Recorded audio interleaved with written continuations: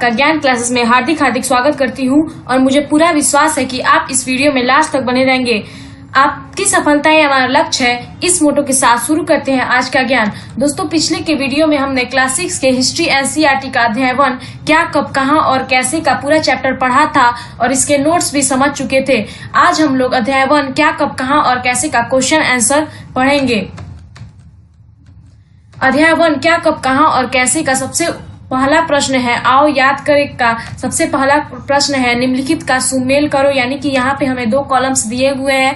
पहले कॉलम में नर्मदा घाटी, मगध, गारो पहाड़िया, सिंधु तथा इसकी सहायक नदियां गंगा घाटी है और दूसरे कॉलम में पहला बड़ा राज्य आखेट तथा संग्रहण लगभग 2500 वर्ष पूर्व के नगर, आरंभिक कृषि और प्रथम नगर है। इन दोनों को हमने सही के साथ सही मिलाना है।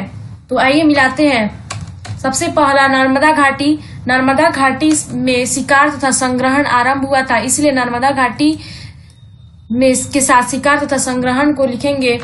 दूसरा है मगध पहला बड़ा राज्य था, इसीलिए मगध के सामने पहला बड़ा राज्य। तीसरा गारो पहाड़िया पे आरंभिक कृषि, सबसे पहले कृषि आरंभ हुई थी, इसीलिए गारो पहाड़िया को आरंभिक कृषि के साथ मैच करेंगे। और तीसरा है सिंधु तथा इसकी सहायक नदियां, यहाँ पे प्रथम नगर बसा हुआ था, इसीलिए सिंधु तथा सहायक नदियां के किनारे प्रथम नगर बसा हुआ था, इसीलिए सिंधु तथा इसकी सहायक नदियों के सामने प्रथम नगर को लिखेंगे। और हमारा पांचवा और आखिरी है गंगा घाटी, लगभग 2500 वर्ष पूर्व के नगर। गंगा घाटी पे लगभग 2500 साल पहले नगर बसे हुए थे। ये सभी चीजें हमने चैप्टर में पढ़ चुके हैं। आपने वो वीडियो नहीं देखा है तो देख सकते हैं, इससे आपको अच्छे से चैप्टर का कंसेप्ट समझ में आ जाएगा। तो दूसरा क्वेश्चन देखते हैं। दूसरा प्रश्न है, पांडुलिपियों तथा अभिलेखों में एक प्रमुख अंतर बताओ। यानी कि पांडुलिपियां और अभिलेख दोनों में हमें अंतर करना है कि पांडुलिपियां अभिलेख से कैसे अलग है। उत्तर, पांडुलिपियां जो है प्राय ताड़पत्रों तथा भोजपत्रों पर हाथ से लिखी जाती थी। हमने आपको पिछले के वीडियो में बता चुके हैं कि पांडुलिपियां का इंग्लिश मीनिंग होता है मैन्यूस्क्रिप्ट, जिसमें मैन्यू का मतलब होता है हाथ, इसीलिए जो पांडुलिपियां थी वे हाथ से लिखी जाती थी। और जबकि अभिलेख को पत्थर या धातु जैसी कठोर सतहों पर उत्कीर्ण किया जाता था। यानी उत्कीर्ण करना यानी कि खुदवाना, यानी अभिलेख जो होते थे पत्थर या धातु सतहों पर उत्कीर्ण किए होते थे। जबकि पांडुलिपियां जो थी जो हाथ से लिखी जाती थी उन्हें ताड़पत्रों या भोजपत्रों पर लिखा जाता था, जबकि अभिलेखों को पत्थर या धातु जैसी कठोर सतहों पर लिखा जाता था, यानी कि उत्कीर्ण किया जाता था। हमारा अगला प्रश्न है, आओ चर्चा करें का तीसरा प्रश्न, रसीदा के प्रश्न को फिर से पढ़ो। इसके लिए हमने चैप्टर 1 में हमने पढ़ा हुआ था कि सबसे चैप्टर के स्टार्टिंग में कि रसीदा ने एक प्रश्न पूछा हुआ था, उस प्रश्न को हमें यहाँ पे फिर से पढ़ने के लिए बोल रहा है। तो देखते हैं कि वह प्रश्न क्या है। वह प्रश्न था, इतने साल पहले क्या हुआ यह कोई कैसे जान सकता है। तो इससे हमें क्या करना है, इसके क्या उत्तर हो सकते हैं। तो रसीदा का जो प्रश्न था उसका हमें यहाँ पर इस प्रश्न के माध्यम से रसीदा के प्रश्न का उत्तर देना है कि इतने साल पहले क्या हुआ यह कोई कैसे जान सकता है। तो देखते हैं कि इतने साल पहले क्या हुआ यह कोई कैसे जान सकते हैं। इसका उत्तर क्या होगा, हमारे अतीत के विषय में पांडुलिपियों व अभिलेखों का अध्ययन करके जानकारी प्राप्त की जा सकती है। यानी कि हम अपने अतीत यानी कि होता है बीता हुआ समय, या फिर वह 2-3 दिन पहले का बीता हुआ समय हो, या फिर बहुत साल लाखों सालों पहले का बीता हुआ समय हो। यानी अतीत मतलब क्या होता है, बीता हुआ समय। हमारे अतीत के विषय में पांडुलिपियां व अभिलेखों का अध्ययन, पांडुलिपियों और अभिलेखों के बारे में हमने पिछले क्वेश्चन में भी पढ़ा था कि पांडुलिपियां जो थी वे ताड़पत्रों और भोजपत्रों पर लिखी जाती थी और अभिलेखों को पत्थर या धातु जैसे कठोर सतहों पर उत्कीर्ण किया जाता था। तो हमारे अतीत के विषय में किसके बारे में जान सकते हैं, तो पांडुलिपियों और अभिलेखों के द्वारा जान सकते हैं।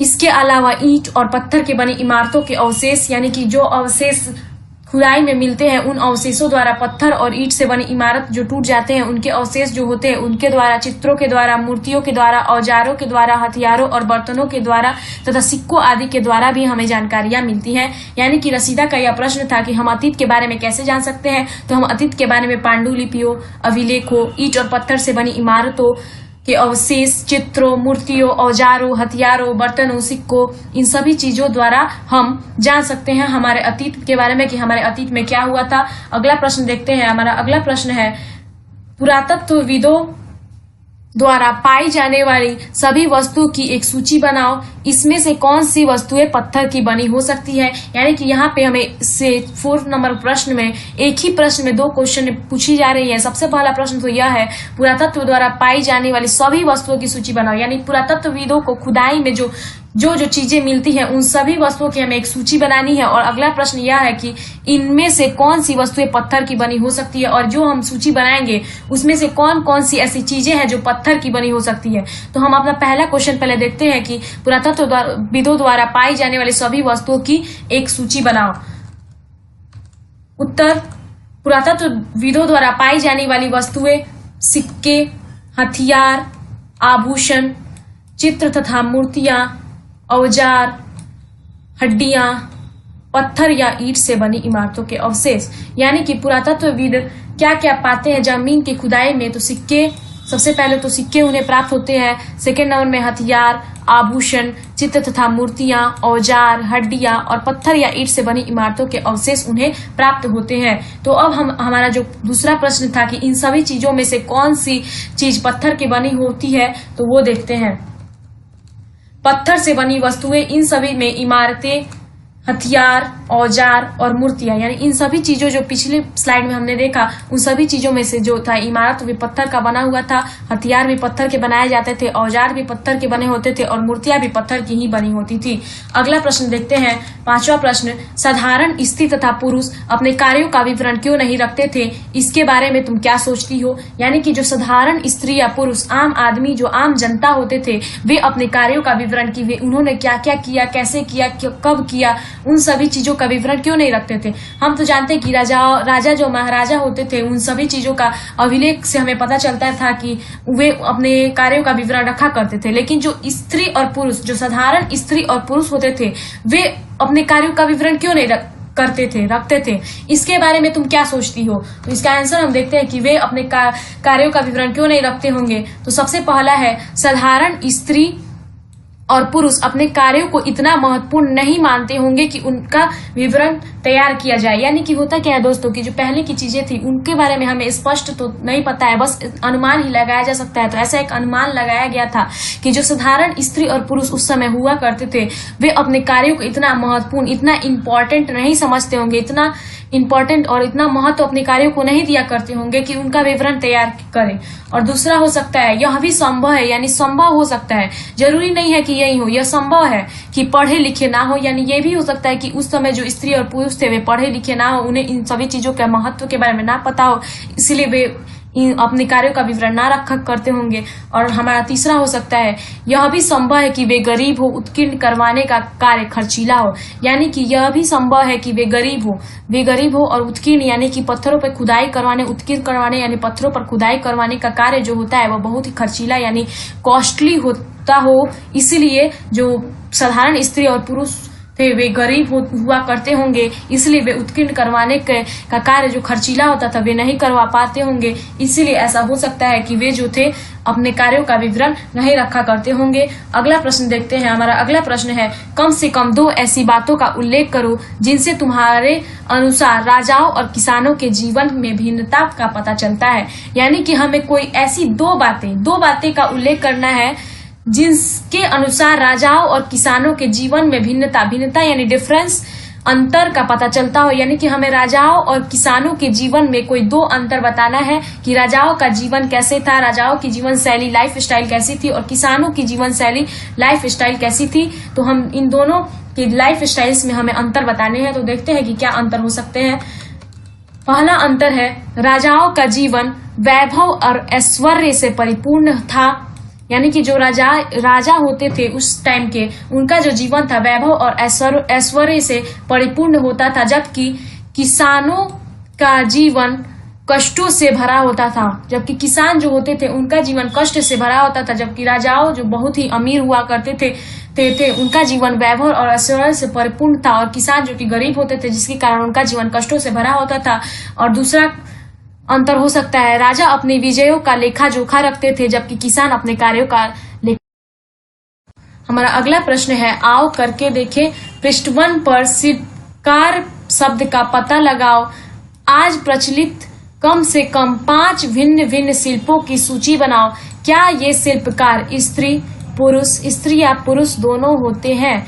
यानी कि पृष्ठ 1 हमने जो चैप्टर रीड किया हुआ था उस पे पृष्ठ 1 पे जो था वो शिल्पकार शब्द के बारे में बताया गया था। आज प्रचलित है उनमें से कम 5 भिन्न भिन्न शिल्पों की सूची बनानी है। और क्या ये शिल्पकार स्त्री हो सकती है या फिर पुरुष हो सकते हैं या फिर स्त्री और पुरुष दोनों होते हैं? तो इसका आंसर हम देखते हैं शिल्प। यहाँ पे 5 शिल्प की सूची हमने बनाई है। हस्तशिल्प, आप अपने अनुसार कोई भी शिल्प की सूची बना सकते हैं। सेकंड है भवन शिल्प, तीसरा है मूर्ति शिल्प, चौथा है काष्ठ शिल्प और 5वां है चर्म शिल्प। हस्तशिल्प स्त्री नहीं किया करते थे, पुरुष भी नहीं, स्त्री और पुरुष दोनों किया करते थे। भवन शिल्प पुरुष किया करते थे, स्त्री नहीं किया करती थी। मूर्ति शिल्प स्त्री और पुरुष दोनों किया करते थे। काष्ठ शिल्प पुरुष करते हैं और चर्म शिल्प भी पुरुष ही करते हैं। और हमारा 8वां और अंतिम प्रश्न है, अतीत में पुस्तकें किन किन विषयों पर लिखी गई थी? तुम इनमें से किन पुस्तकों को पढ़ना पसंद करोगी? यानी कि अतीत में जो बीता हुआ समय था उसमें हमारे हिस्ट्री में, हमारे इतिहास में पुस्तकें किन किन विषयों पे, यानी जो हमारे अतीत में पुस्तकों जो बुक्स थे उनके सब्जेक्ट्स क्या थे, वे किन किन विषयों पर लिखी गई थी और तुम इनमें से किन किन पुस्तकों को पढ़ना पसंद करोगी और आपको जो है इनमें से किन पुस्तकों को पढ़ना बहुत ही अच्छा लगता है। तो देखते हैं इसका आंसर। धार्मिक मान्यताओं व व्यवहारों पर, यानी अतीत में जो पुस्तकें थी यह उनका सबसे पहला विषय यह था धार्मिक मान्यता और व्यवहार। दूसरा विषय जो था राजाओं के जीवन पर, राजाओं के जीवन पर भी काफी पुस्तकें लिखी गई थी। औषधियों तथा विज्ञान पर, औषधियों तथा विज्ञान भी इन पुस्तकों का सब्जेक्ट था। और महाकाव्य, कविताएं तथा नाटक पर भी पुस्तकें लिखी जाती थी। तो आज के वीडियो में बस इतना ही। आशा करती हूँ कि आपको आज का हमारा ज्ञान अच्छा लगा होगा। कोई डाउट हो तो कमेंट करके पूछ सकते हैं। तो मिलते हैं अगले वीडियो में एक नए ज्ञान के साथ। Thanks for watching.